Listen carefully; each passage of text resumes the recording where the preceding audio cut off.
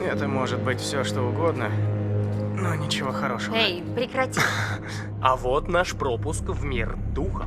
На сегодня хватит с меня кошмаров. Предсказываю себе горячую ванну прямо сейчас. Развлекайтесь. Остановитесь! Джессика! Господи! Господи! Черт! У нас есть один подозреваемый, но о его местонахождении ничего не известно. На горе сохранилась старая психлечебница. Он может скрываться там.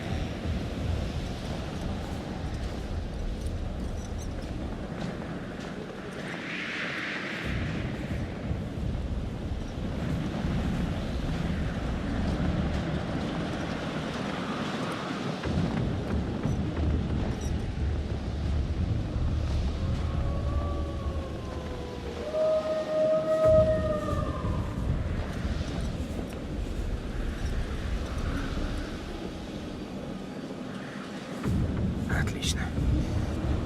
Да, почему бы мне не оказаться в самом жутком месте на Земле?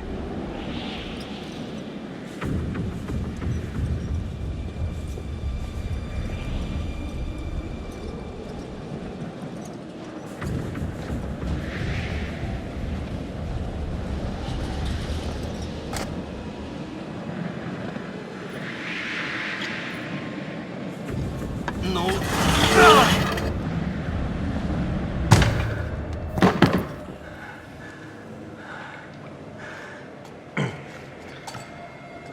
Зараза. Ладно.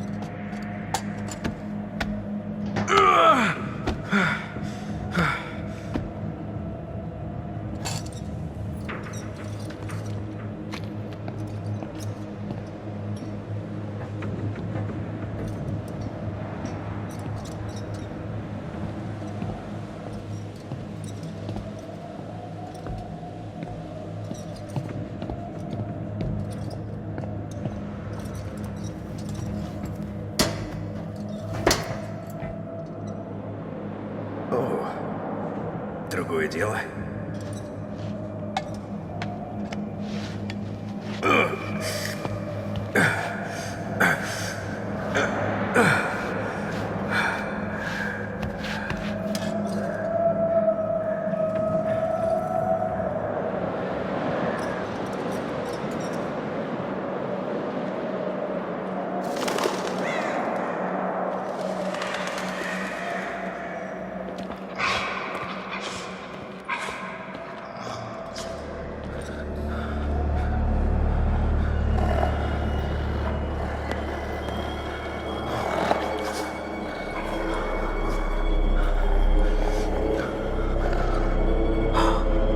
Не понял.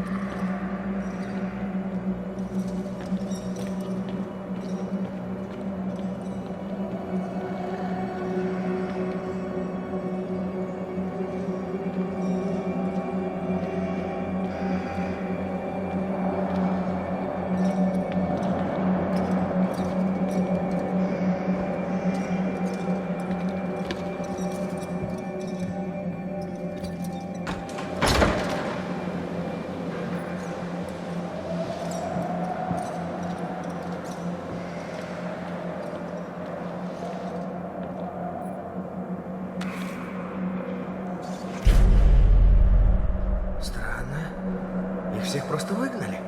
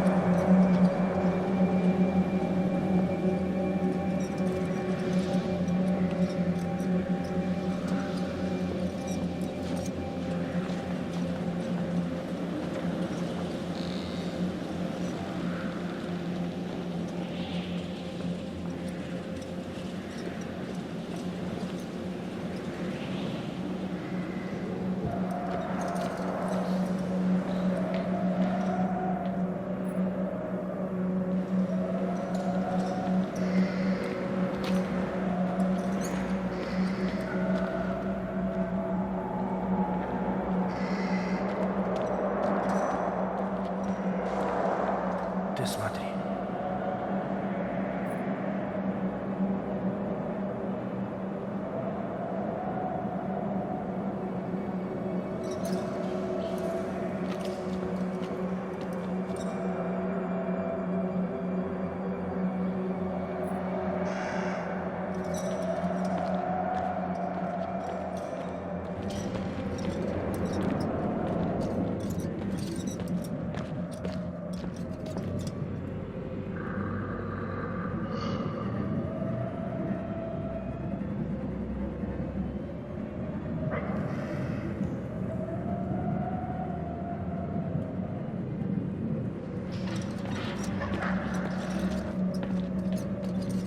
О, кому-то не терпелось заглянуть внутрь.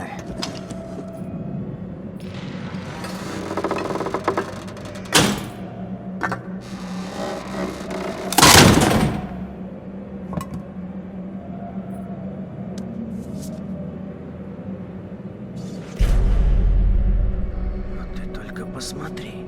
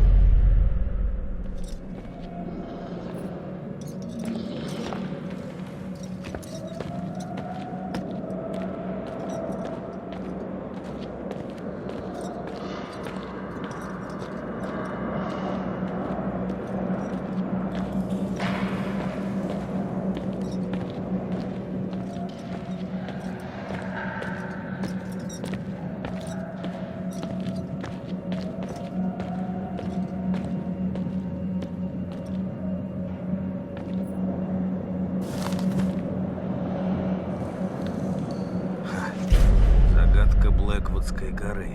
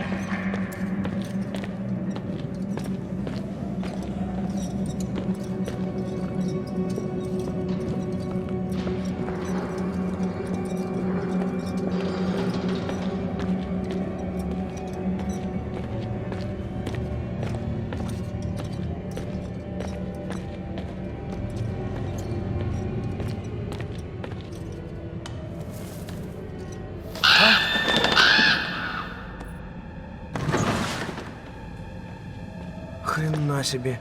Гадость.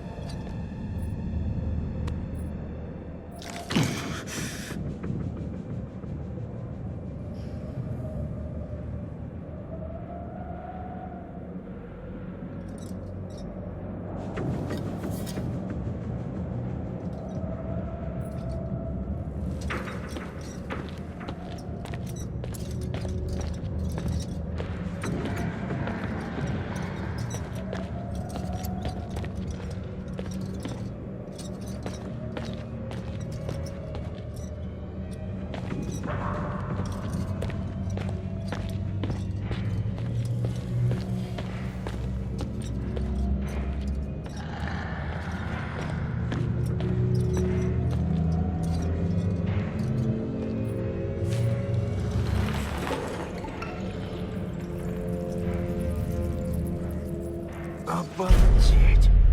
О, а здесь что случилось?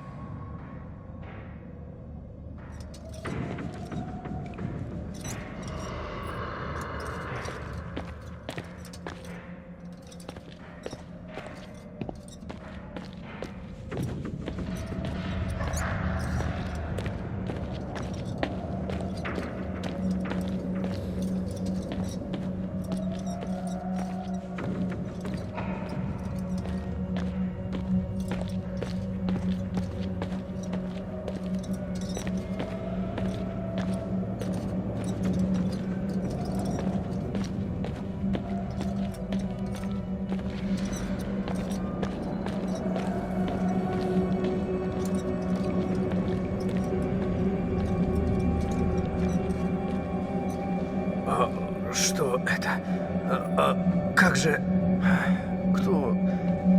Кто в своем уме?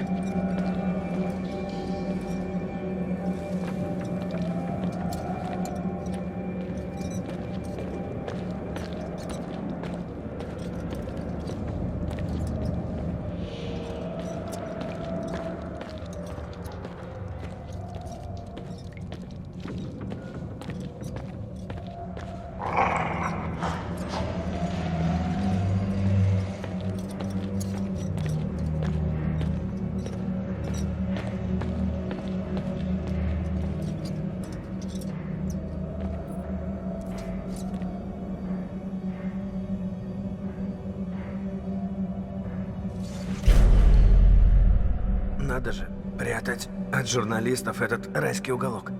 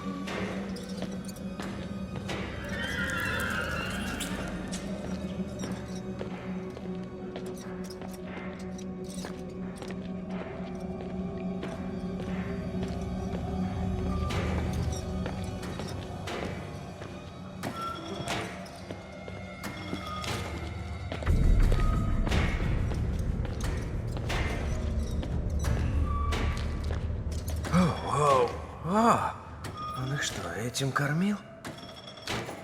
О, черт!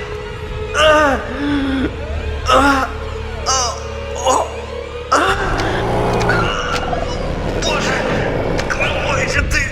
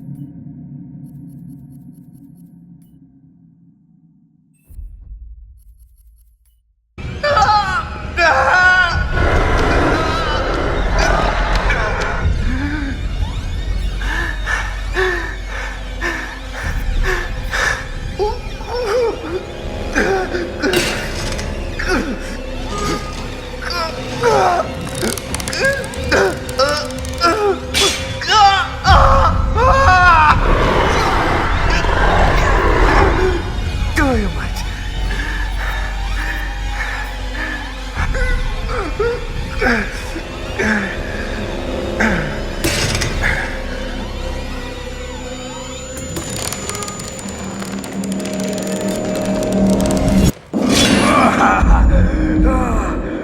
Слава Богу. Спасибо, спасибо. Спасибо. О, Господи.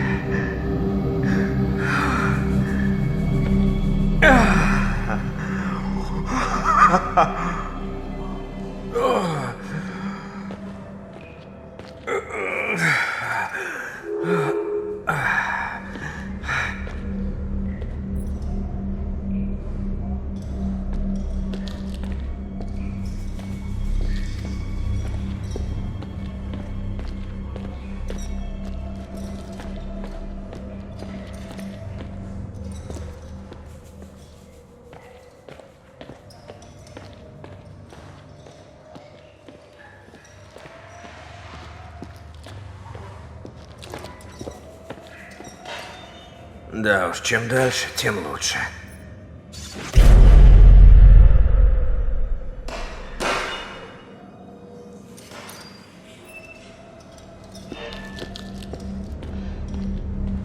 И что, мне теперь еще этот гребаный пропуск надо искать?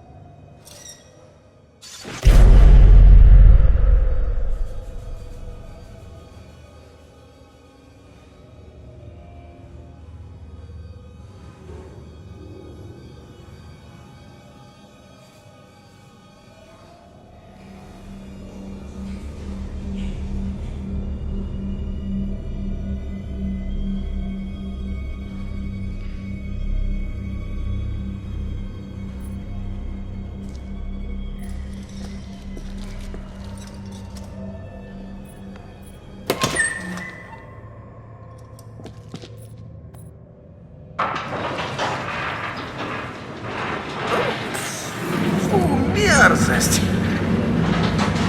Жесть какая!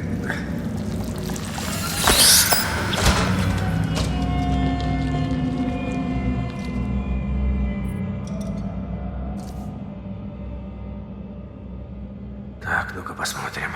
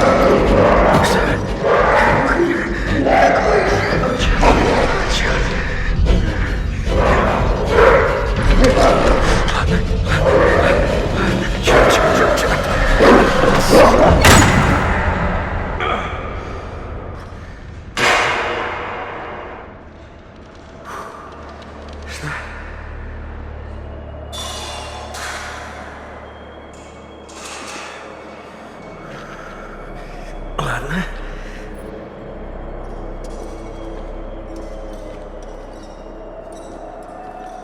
А вот уютная кроватка нашего психа.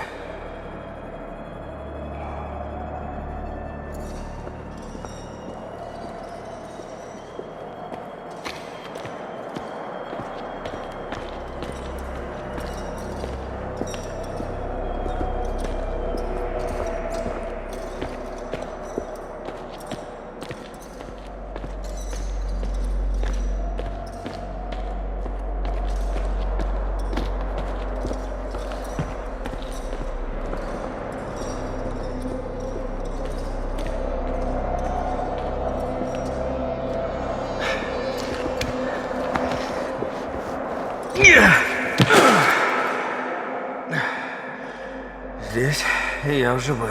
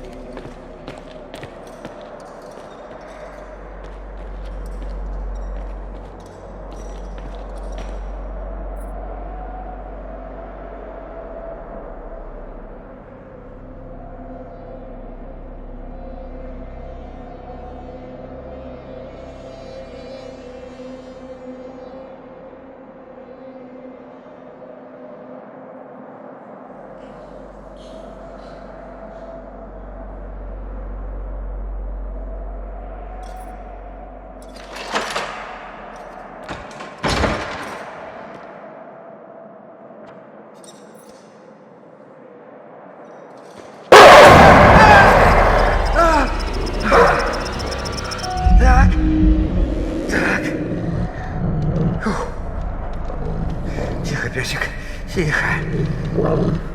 Тихо. Хороший мальчик.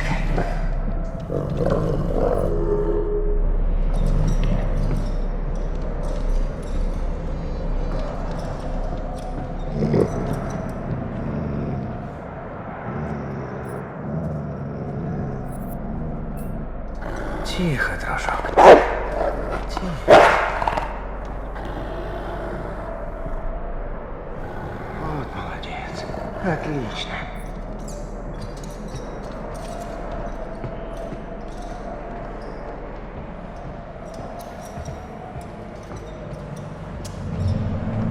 Так, и что тут у нас?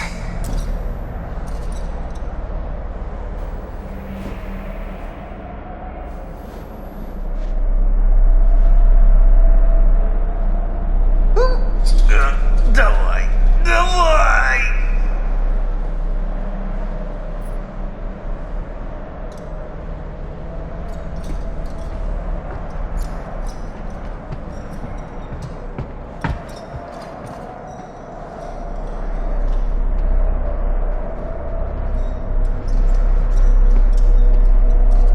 Урод чертов.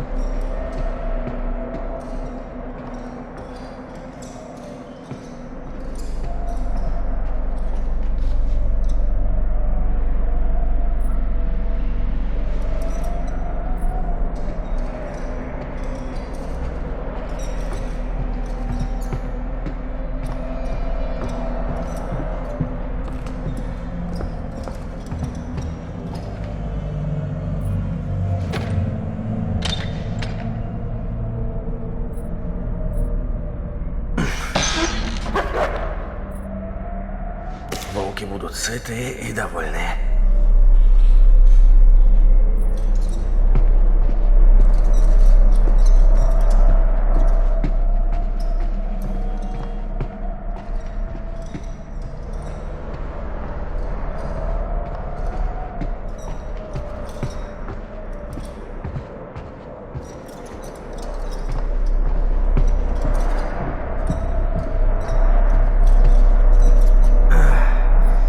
Вот она, заначка.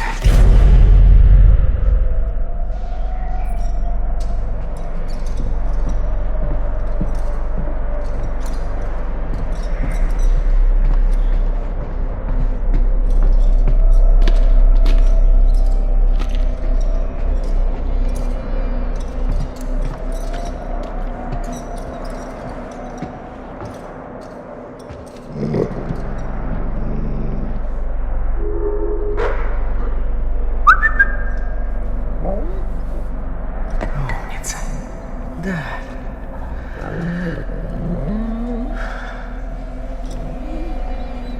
Тихо, дружок. Тихо. Вот молодец. Отлично.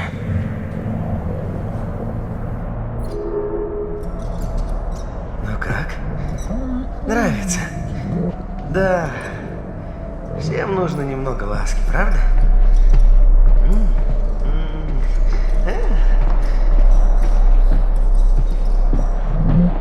Да, вот так, молодец.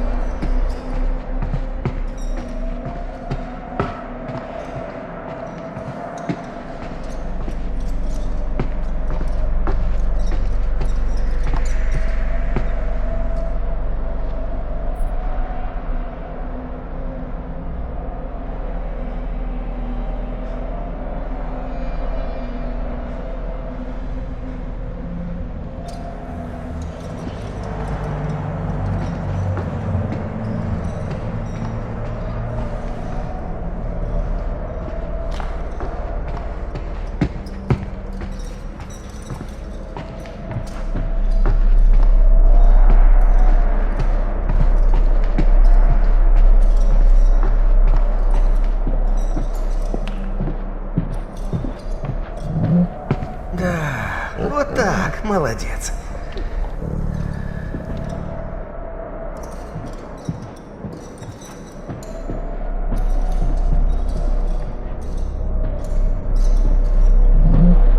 Да, вот так, молодец.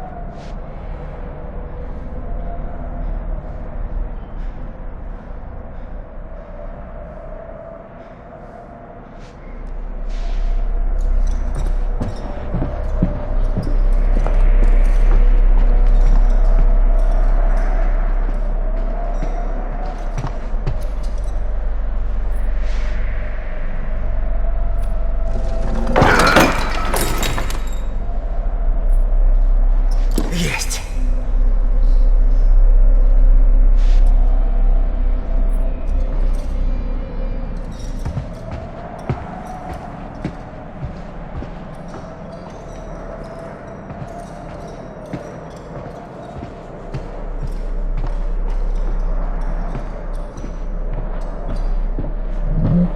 Да, вот так, молодец.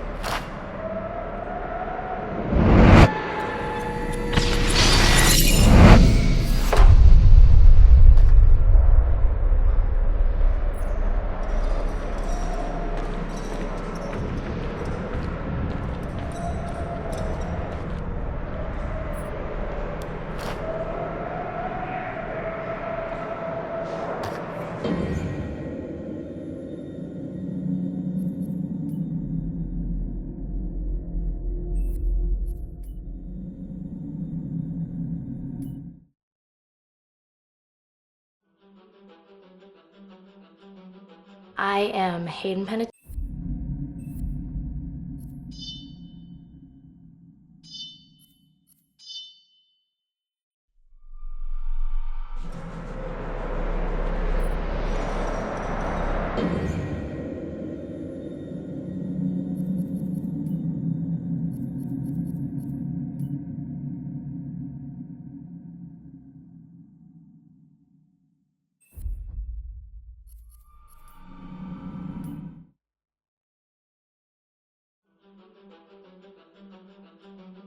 I am Hayden Panettiere, and we are here at the studio recording Until Dawn.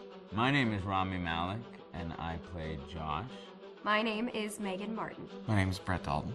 My name is Antonella Lentini, and I played Hannah and Beth. My name is Jordan Fisher, and I play the character Matthew, Matt for short. I'm Nicole Bloom, and I play Emily in the game. My name is Noah Fleiss. I am Galadriel Steinman, and I play Ashley.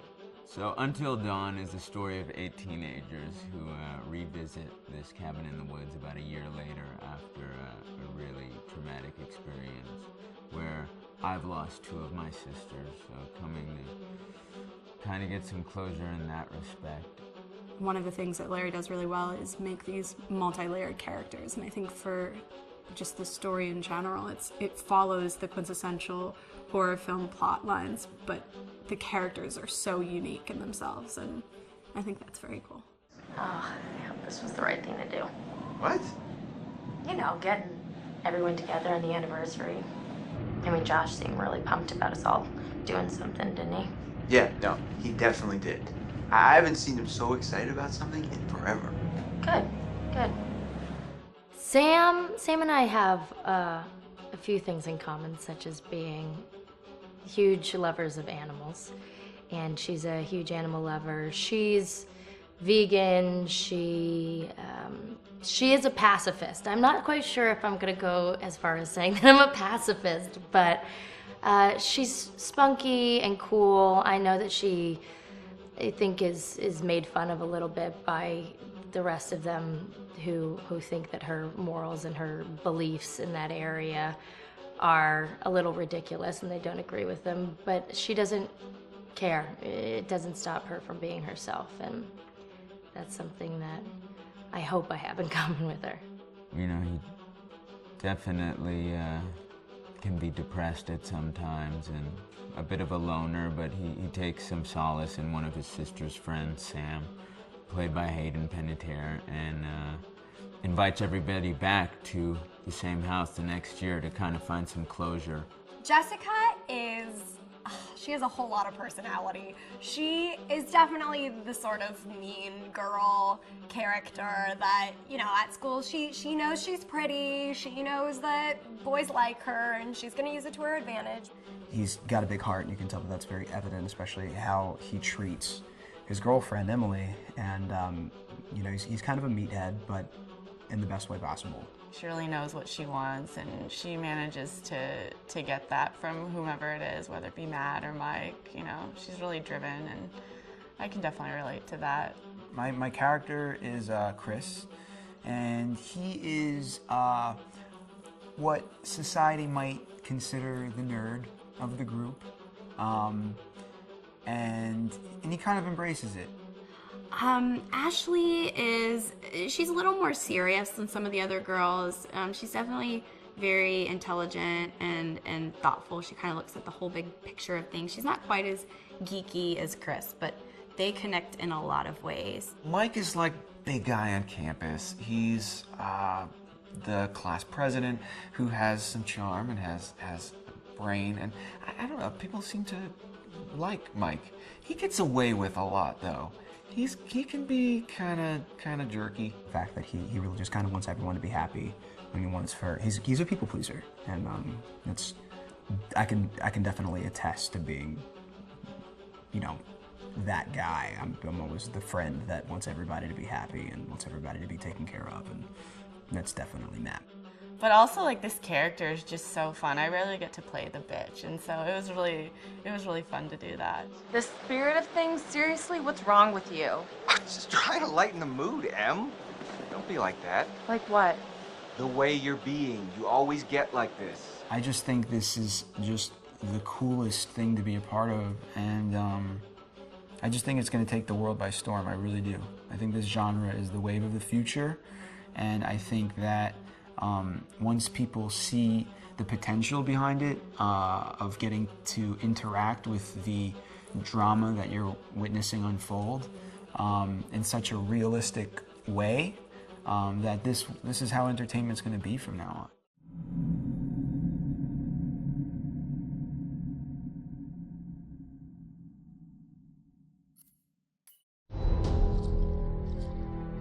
Hi, this is Lee Robinson, production designer on Until Dawn.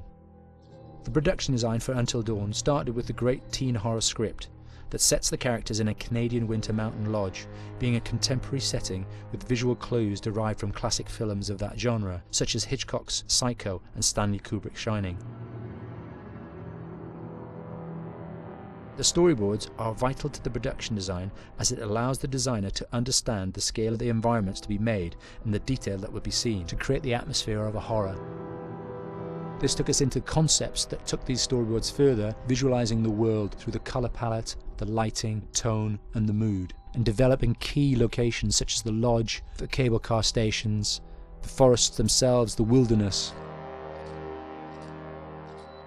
As you can see, the environments and atmospheres change quite a bit from warm and inviting to cold and threatening.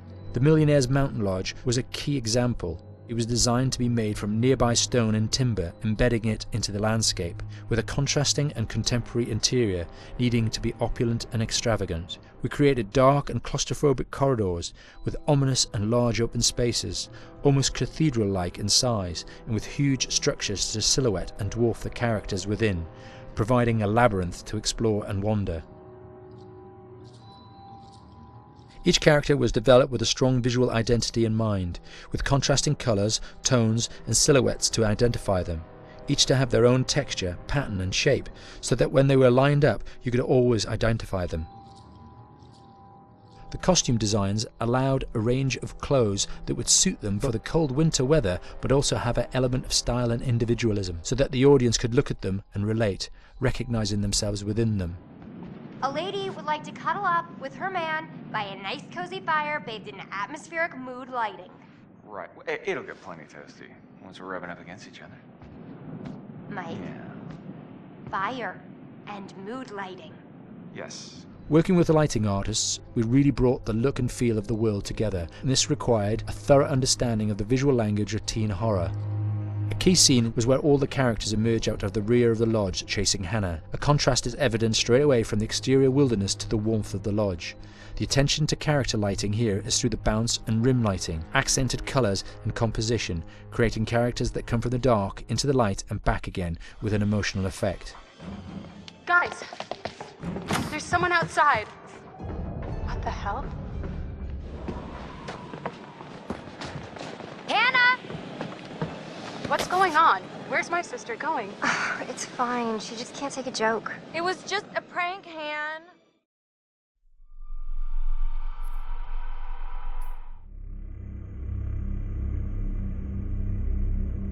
Until Dawn is a game that's full of horror, and one of the things we decided to do early on was to take a scientific approach to how scary it was. So we did experiments on people and we measured their responses to the game. We've created a test area. It's as close to a home setup as we can get it. We've recruited ordinary people to play the game and we've left them to play it on their own. You're turning the light off.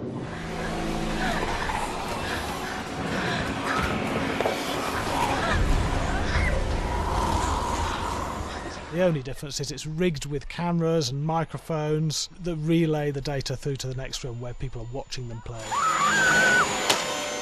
Bracelet here we use for biometric testing. It measures the player's emotional response. It's called a galvanic response sensor. It makes contact with the user's skin and it measures the electrical conductivity across their skin. It's the same principle as an old-fashioned lie detector. When you're stressed, you sweat a little, very sensitive, it picks up tiny changes if the player is feeling anxious or scared. That data's fed back to a testing team, it comes through as a graph.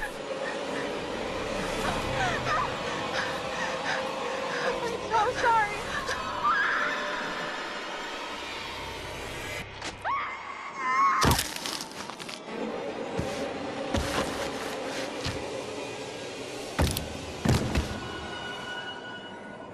There's no point testing 1 or 2 people, you have to test a lot of people. Watch your step. When we have a scare that's consistently has a measurable emotional response, then we knew it was good. If it didn't have that, it goes back to the team for improvement. The data doesn't tell us what's wrong with the scare, it only tells us if it's working or not. Wait, okay, so you hear that too, right?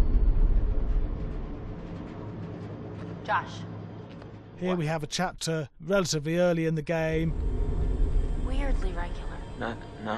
Nothing regular about it. We have to create tension and anxiety in the player so they are ready to receive the scare.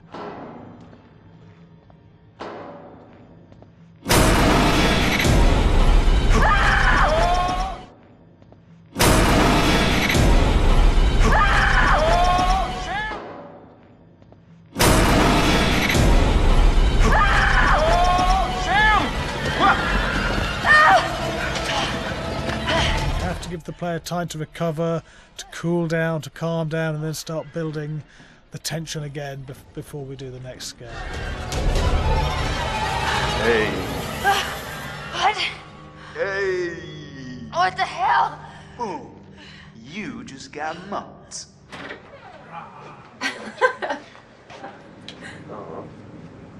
Yeah, I have such an adrenaline high from that game. There's 2 things we found. One is we could look at the scares, analyse if our expected scares were working effectively. Were people shrieking and covering their hands, or were they getting an emotional response from it? And being scientific about it means that we strip out people's opinions about whether things are working or not. We've got data, and we look at the data. If it's working, we're happy with it. Really scary.